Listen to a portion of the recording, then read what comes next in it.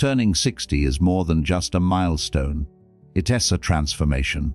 It's a chapter where life slows down just enough for you to start asking deeper questions.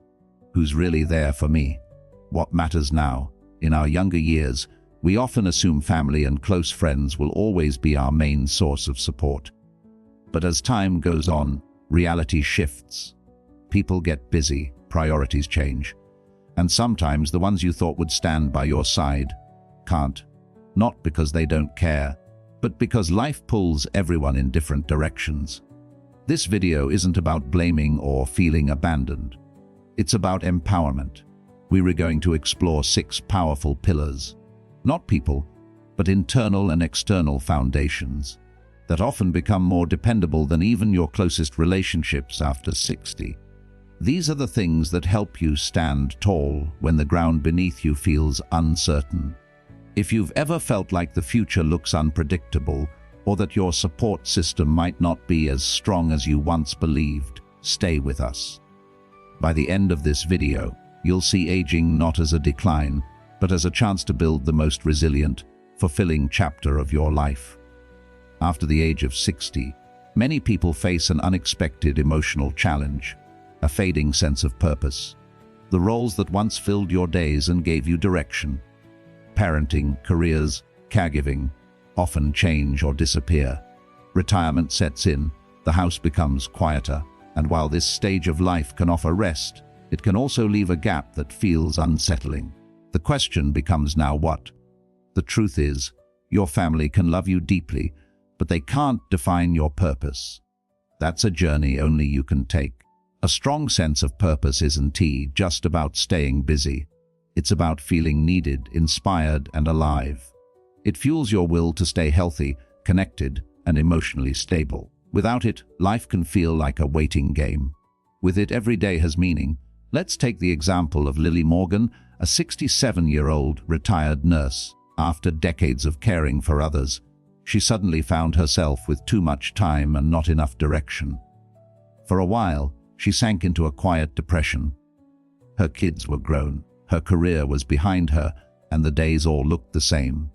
But instead of staying stuck, she chose to try something new. Lily began tutoring at a local adult literacy program.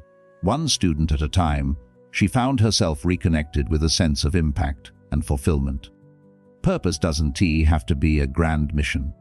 It can be as simple as volunteering, mentoring, learning a new skill, traveling, or creating art. It's whatever makes you feel excited to wake up in the morning.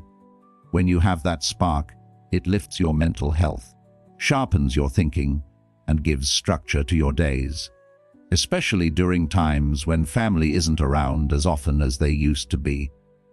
If you've been feeling invisible, restless, or unsure of what comes next, you're not alone. But you do have a choice. You can wait for life to feel meaningful again, or you can start creating that meaning yourself. Ask yourself, what makes me feel useful? When was the last time I felt truly energized by something I did? Whether it's gardening, coaching, starting a passion project, or simply setting small personal goals, rediscovering your sense of purpose can transform how you experience aging.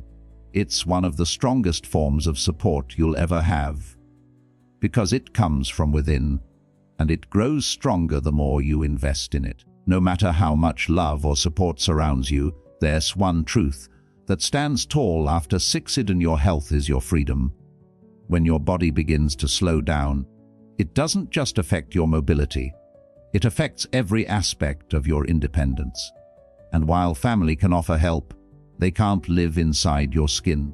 They can't move your muscles for you, eat healthier on your behalf, or fight illness in your place. That responsibility lies with you.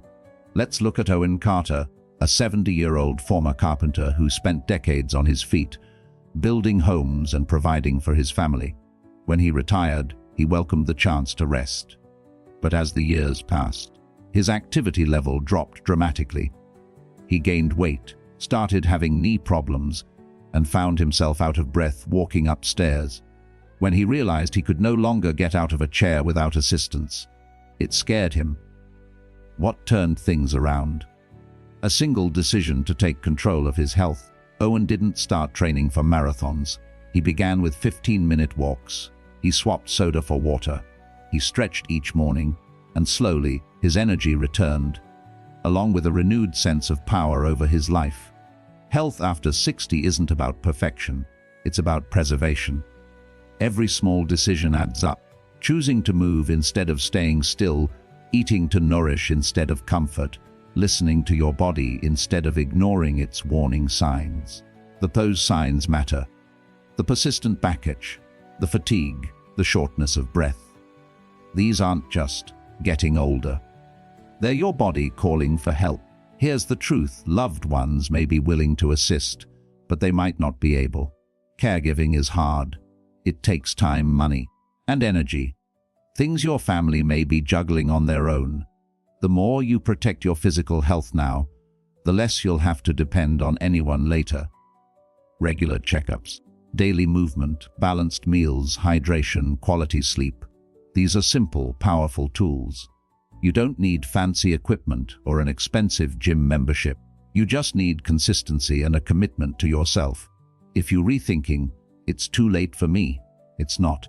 Whether you reach 60 or 85, your body is always capable of healing, strengthening, and adapting, especially when you support it with love and effort. Don't wait for a medical crisis to force change. Let your desire to remain free and independent be your motivation. Because at the end of the day, a healthy body doesn't just carry you. It empowers you. It lets you walk, connect, travel, laugh, and fully live on your own terms. And that kind of support, it comes from no one else but you. One of the most underrated strengths you can have after 60 is your ability to adapt. Life changes, sometimes slowly, sometimes all at once. The friends you once saw every week move away. Your favorite local shop closes down. Technology evolves faster than you can keep up. And if you're not careful, it can feel like the world is leaving you behind. But here's the truth: change doesn't have to be a threat. It can be an invitation. An invitation to grow, to explore, and to live with more curiosity than fear. Let's talk about Nora James, a 74-year-old former librarian. When her husband passed and her children moved to other states, she felt her world shrink. The routines that once gave her comfort now felt like reminders of everything that had changed. For a while, she resisted it, clinging to the old ways, avoiding anything new. But loneliness started creeping in, and she realized something needed to shift. So, she did something unexpected. She enrolled in a photography class at her local community center. At first, she felt out of place. The software, the younger classmates, the unfamiliar lingo. But with time, she not only mastered a new hobby, but made new friends. Today, she posts her photos online and even runs a small Instagram page that brings her joy. Adaptability isn't about pretending change is easy. It's about choosing not to be frozen by it. It's knowing that even if the world around you evolves, you can evolve with it. When you stay flexible, mentally and emotionally, you create space for new experiences, new connections, and new meaning. Some people after 60 fall into the trap of believing, "I am who I am, it's too late to change." But that mindset closes doors. Instead, what if you told yourself, "I've come this far. What else can I discover?" Learning how to use video calls, exploring a new walking route, trying a plant-based recipe, downloading a new audiobook. These small acts of openness are acts of strength. They say, "I'm still in this. I'm still learning. I'm still growing." And let's be honest, the more adaptable you are, the less dependent you'll be. You won't need to wait for someone to help you figure things out. You'll figure it out yourself. That's empowering. Aging doesn't mean closing yourself off. It means becoming wiser about what matters and more willing to let go of what no longer serves you. Because the more you adapt, the more life keeps surprising you in the best ways. There's something quietly powerful about a conversation over coffee, a shared laugh during a walk, or simply knowing someone is happy to see you. After 60, your social circle becomes more than just a group of people. It becomes your emotional anchor. The challenge is, That circle often gets smaller with time. Friends move, loved ones pass, and suddenly, the daily interactions you once took for granted start to disappear. It's easy to assume that your children or family will fill that gap, but here's the reality: they have full lives, careers, kids, commitments. They may love you, but they can't always be there when you need a friendly chat or a shoulder to lean on. That's why intentionally building and maintaining a social circle is one of the strongest forms of support you can create in this chapter of life. Take Grace Rivers, a 72-year-old retired school administrator. When she first moved to a quieter neighborhood to be closer to her daughter, she felt isolated. Her daughter visited when she could, but it wasn't enough. The silence in her home grew heavier by the week. So Grace took a bold step. She joined a local gardening club. From that single decision, her world expanded. New friendships blossomed, her calendar filled with meetups, group outings, and meaningful conversations. Loneliness isn't just uncomfortable, it's dangerous. Studies show it can increase the risk of heart disease, cognitive decline, and even early mortality. But the good news: friendship is one of the most powerful medicines available, and it's free. You don't need a crowd. Just a few people who make you feel seen, heard, and appreciated. Maybe it's a neighbor who shares your love for crossword puzzles. Maybe it's a group at your community center. Maybe it's reconnecting with an old friend you lost touch with years ago. Every connection counts, even casual social interactions. A friendly nod at the market, a smile during a morning walk, a chat with the barista can lift your mood and remind you that you're part of something bigger than yourself. The key is to be proactive. Don't wait for others to reach out. Be the one who initiates. Call someone, invite them for lunch, show up, keep showing up. Relationships don't just happen. They're cultivated one small effort at a time. Because at the end of the day, your social circle isn't just about company. It's about vitality. It's about staying mentally sharp, emotionally connected, and full of life. The more friendships you nurture now, the more supported, joyful, and resilient you'll feel in the years ahead. Life doesn't stop testing you after 60, it simply changes the rules. Losses become more frequent, routines are disrupted, and unexpected challenges creep in. While having family support is a blessing, the truth is, even the most loving people can't be your emotional foundation 24/7. That strength has to come from somewhere deeper, from within you. Emotional resilience is the quiet power that helps you face grief, loneliness, and uncertainty without being crushed by them. It's not about being stoic or pretending everything is fine. It's about giving yourself the tools to process pain, recover from setbacks, and keep moving forward with grace and intention. Take Finn Walker, a 76-year-old widower who lost his wife of over 50 years. In the months that followed, he leaned heavily on his children for emotional support. But as they returned to their busy lives, he began to feel the depth of his solitude. It hurt deeply. But instead of allowing grief to define his days, Finn made a conscious decision. He joined a local men's support group. He began journaling every morning. He picked up watercolor painting, something his wife had always loved. And slowly, his heart began to heal. Not because the pain vanished, but because he had built a way to carry it with strength. That's what resilience looks like. You don't have to go through hardship alone, but you do need to develop ways to help yourself cope when others aren't available. Whether it's mindfulness, therapy, prayer, nature walks, art, or deep breathing, these practices are not just soft comforts, they are survival tools. Too often, we're taught to either bottle up emotions or let them consume us. But emotional resilience is the middle path. It allows you to feel everything: sorrow, fear, frustration, and still stand tall. It teaches you how to comfort yourself without relying entirely on others. And that's where true freedom lies. Building resilience doesn't mean you'll never feel overwhelmed again.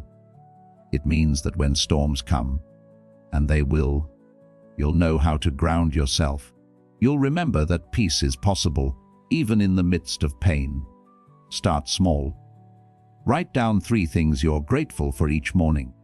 Reach out to someone you trust when you're feeling low. Take time for solitude, not as isolation, but as reflection. The more you nurture your emotional core, the less powerless you'll feel when life throws something unexpected your way. Because at the end of the day, the person who will always be with you, through every joy, every heartbreak, and every change, is you. And when you're emotionally strong, you become your own greatest ally. When it comes to long-term support, money isn't everything, but it changes everything. After 60, one of the most empowering forms of independence isn't found in people. It's found in your ability to manage your finances wisely. You may have a loving family, but when an emergency strikes, depending on them for financial help can become a burden for both you and them. Your children have bills. Your relatives have responsibilities. Even if they deeply care for you, their ability to support you financially may be limited, especially in unpredictable times. That's why financial stability is one of the most dependable pillars you can build. Take Leo Brooks, a 73-year-old retired mechanic. Throughout his working years, Leo never thought much about saving. He always assumed his kids would help out if things got tough. And they did, a few times. But when a medical crisis forced him into long-term care, the financial strain quickly outpaced what his family could offer. It wasn't a lack of planning. It was a lack of planning. That experience changed Leo's outlook. Once he recovered, he took action. He downsized his home, met with a financial advisor, and began living on a realistic, sustainable budget. Today, he lives modestly but securely, not just for himself, but to avoid becoming a source of stress for his children. Financial stability doesn't mean being rich. It means being prepared. It means having enough to handle the unexpected medical bills, home repairs, inflation, or just daily needs. It means asking yourself, do I know where my money is going each month? Can I cover at least 3 to 6 months of emergency expenses? Is my retirement income secure and protected from unnecessary risk? If your answer is no, or I'm not sure, that's okay, because the best time to take control is now. Start by tracking your expenses. Cut what isn't essential. Avoid debt where possible. Consider speaking with a financial professional, even if just once, to get clarity. And most importantly, avoid relying on hope alone, because financial stress doesn't just hurt your wallet. It affects your health, your relationships, and your peace of mind. But financial security, it gives you choices, freedom, dignity. The more stable your finances, the less you'll need to ask for help, and the more confidently you'll face whatever comes next. This kind of support doesn't come from anyone else. It's something you build for yourself, brick by brick, habit by habit. So whether you're still working, semi-retired, or fully retired, remember your money should work for you, not against you. And when it does, it becomes a quiet, unwavering support system that will carry you with strength and self-respect into every new season of life. Reaching your 60s and beyond isn't just about growing older. It's about growing wiser. And if this chapter of life has taught us anything, it's that real support doesn't always come from where we expect. While family may love you dearly, they can't always be your safety net. That's why building your own foundation, from the inside out, is the key to lasting strength, peace, and independence. Let's revisit the 6 pillars. Your sense of purpose keeps your life meaningful and your mind engaged. Your physical health allows you to stay free, active, and capable. Your adaptability ensures you can face change with confidence, not fear. Your social circle provides joy, connection, and emotional stability. Your emotional resilience gives you strength when life gets tough. And your financial stability protects your dignity and choices in every situation. When you nurture these 6 pillars, you're not just preparing for emergencies. You're creating a life that's richer, fuller, and more fulfilling. So if you've ever worried about being alone, feeling forgotten, or growing dependent, Take heart, you have more power than you think. Every healthy meal, every new friend, every small saving, it all adds up. The future isn't something to fear, it's something to shape. With the right mindset and actions, your later years can be the most empowered years of your life. Thank you for spending this time with us. We hope this video helped you see aging not as a decline, but as an evolution into a wiser, stronger, more self-reliant version of you.